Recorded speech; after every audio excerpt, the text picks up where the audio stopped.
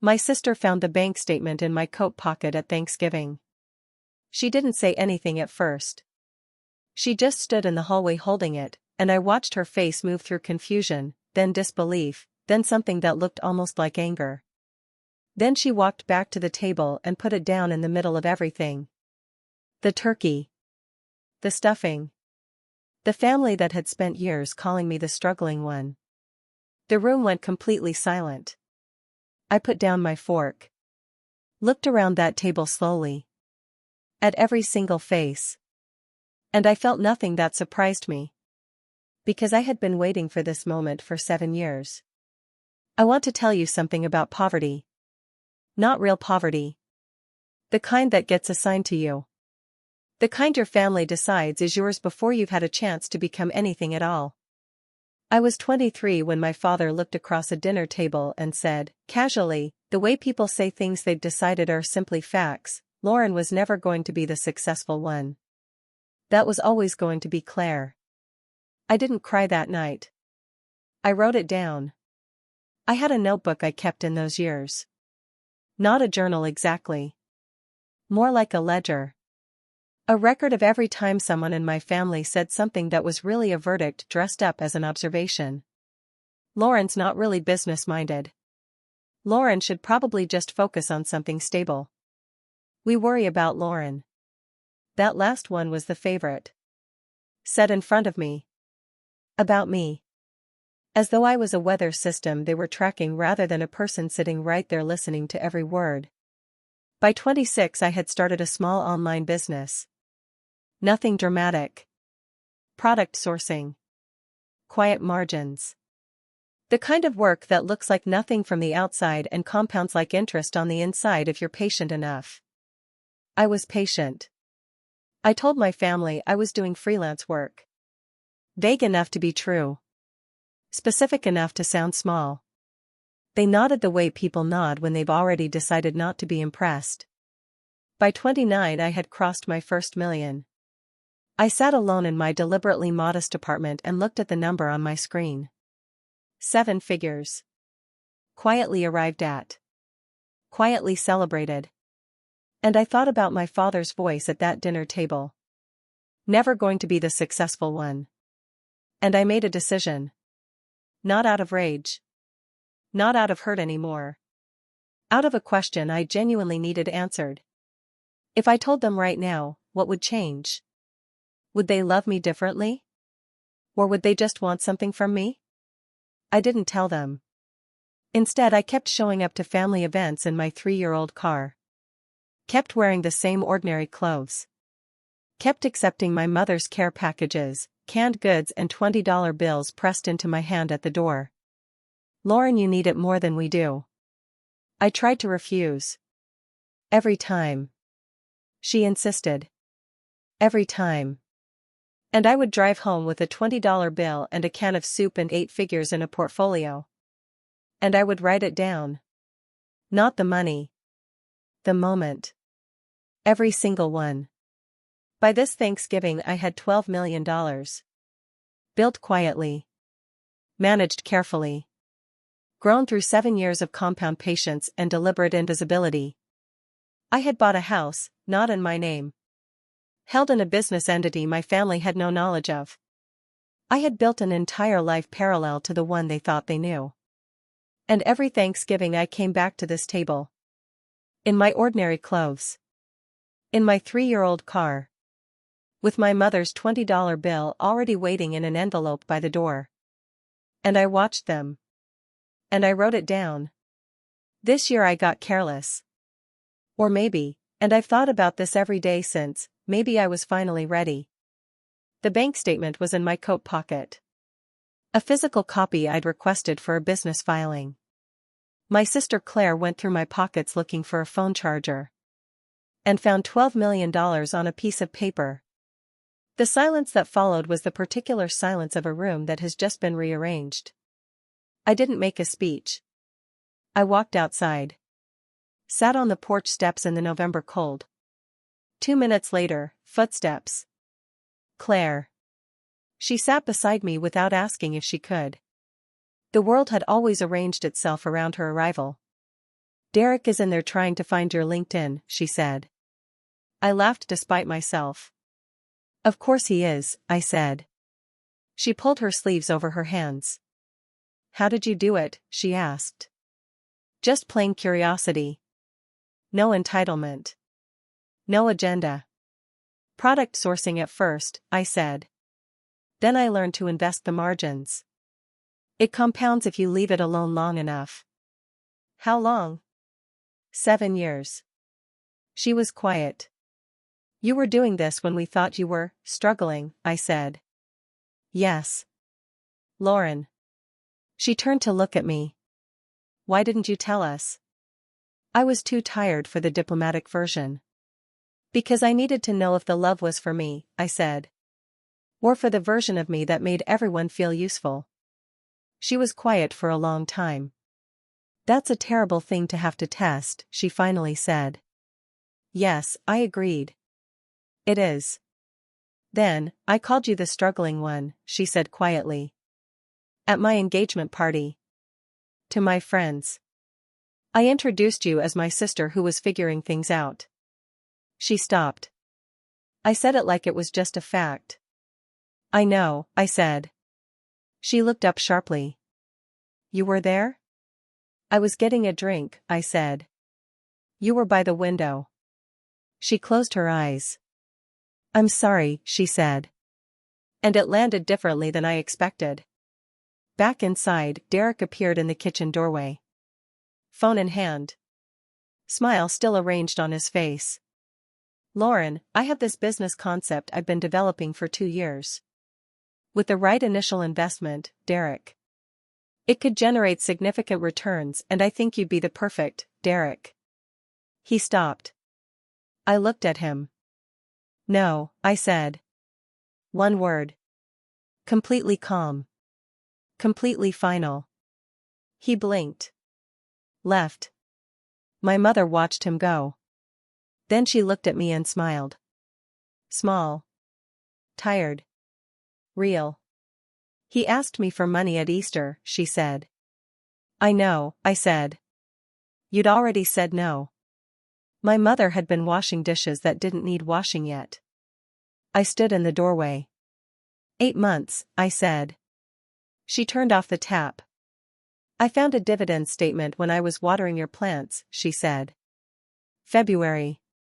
The dividend alone was more than your father makes in 3 months. She paused.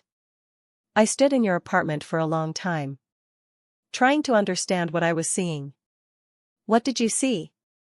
A life, she said simply. A whole, complete, carefully built life that you had never shown us. She looked at me with something closer to grief than anger. Why didn't you say something? I asked. In February. Why didn't you ask me? Because I was ashamed, she said. That stopped me. Of the $20 bills, she continued. Lauren, I have been pressing $20 bills into your hand for years. I convinced myself you needed them. I needed you to need them. Her voice cracked slightly. And then I stood in your apartment and understood that you had been accepting them not because you needed them, but because refusing meant explaining why. I leaned against the doorframe. I donated every one, I said quietly. Every $20 bill. To a women's shelter 2 blocks from my apartment. My mother made a sound halfway between a laugh and a sob. Of course you did, she said. I reached into my coat pocket. Not the bank statement. Something else. A folded piece of paper I had carried to every family event for 7 years without ever intending to use it. I set it on the counter between us. She unfolded it carefully. It was a list. Dates going back 7 years. Next to each date, a moment. A sentence. A verdict. Dad, dinner table, never going to be the successful one. Mom, Christmas, someone should talk to Lauren. Claire, engagement party, my sister who is figuring things out. Derek, every Thanksgiving, asked to borrow money he never mentioned repaying. 47 entries. 7 years. My mother read it slowly. All the way through. Then she folded it back carefully along its original creases. Set it on the counter.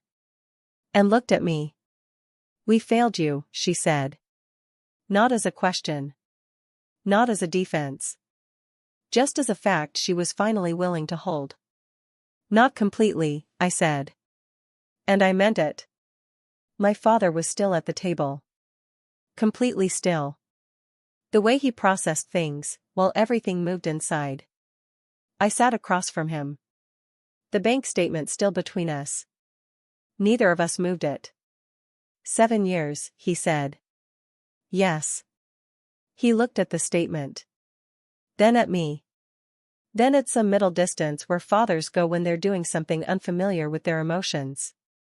"When you were 7 years old," he said, "you took apart the kitchen radio to see how it worked." I blinked. "You put it back together." "Perfectly. Every piece." "And when I asked how you knew how, you said," he paused. "You said I just paid attention to what connected to what." The table was very quiet. "I thought about that a lot over the years," he said. "And I never connected it to who you were becoming. I kept seeing the 7-year-old with the radio instead of the woman who never stopped paying attention." Something moved through me. Not the sharp feeling of old wounds being acknowledged. Something quieter. More devastating. The feeling of being seen. Not the $12 million version. Not the successful one or the struggling one. Just seen. "I said you were never going to be the successful one," he said. The words landed on the table. Quiet. Exact. Finally owned. I said it like I was reading something off a list. And I could see that you heard it. And I told myself you'd forget it. "I wrote it down that night," I said. He closed his eyes briefly. "Your mother showed me the list," he said. "All 47 entries." He looked up. 47 times we handed you a verdict and called it concern." His voice had something I had never heard in it before. The particular devastation of a parent who has just seen the precise and documented evidence of how they made their child feel small. "I am proud of you," he said. But this time it had the 7-year-old in it. This time it held all of it. And it still said proud. We sat at the table after that. The 4 of us. No Derek. Just us. The original 4. The way we had sat at tables my entire childhood before the verdicts started accumulating. Claire looked at me directly. "I introduced you as the one who was figuring things out. While you were standing 10 feet away." She shook her head. "That was cruel. I didn't intend it as cruelty, which I know doesn't make it less cruel." "I'm sorry." My mother put her hand over mine. My father wrapped both hands around his coffee cup. And I sat there in my ordinary clothes with my 3-year-old car outside and $12 million in a portfolio and 47 entries in a ledger. And I thought about the question the whole experiment had been built around. Would they love me differently? Yes. Of course yes. The money changed the room the moment it landed on the table. But here was the thing I hadn't expected. It hadn't only changed how they saw the money. It had changed how they saw themselves. My father with 47 entries landing on him one by one. My mother understanding she had needed to be needed.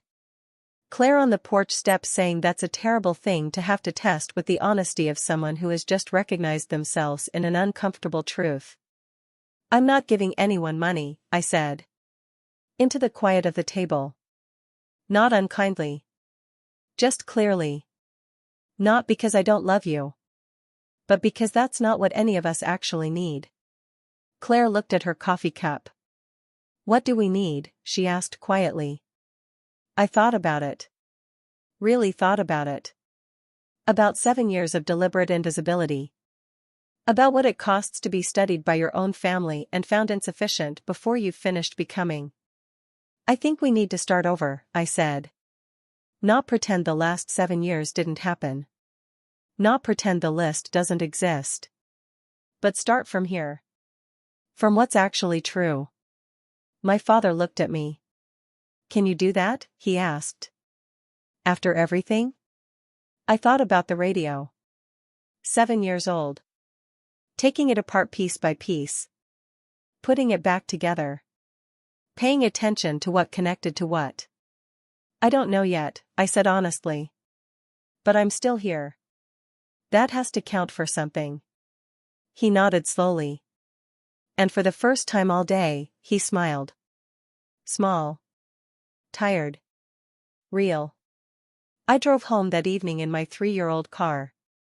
Sat in my driveway for a while before going inside. Thinking about the ledger. About 47 entries. About what I was going to do with it now. I had carried it as evidence. As protection. But sitting in my car in the dark after the longest Thanksgiving of my life, I understood something I hadn't when I wrote the first entry 7 years ago. The ledger was never really about them. It was about me. A 23-year-old girl handed a verdict at a dinner table, who spent 7 years and $12 million trying to prove it wrong. To people who were too broken in their own quiet ways to ever fully see her. But who had, today, tried. Imperfectly. Belatedly. In the wrong directions and occasionally exactly right. They had tried. I took the ledger out of my coat pocket. Sat with it in the dark. Then I put it in the glove compartment. Not destroyed. Not forgotten. Just put down. For now. Some people spend their whole lives waiting to be seen by the people who should have seen them first. Some of them get $12 million waiting. And some of them, if they're lucky, get a Thanksgiving where the truth finally sits down at the table. And nobody leaves until it's been heard.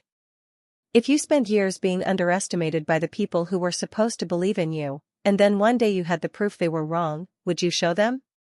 And if the people who failed you finally tried to make it right, is trying enough? Or is some damage just too carefully documented to forgive?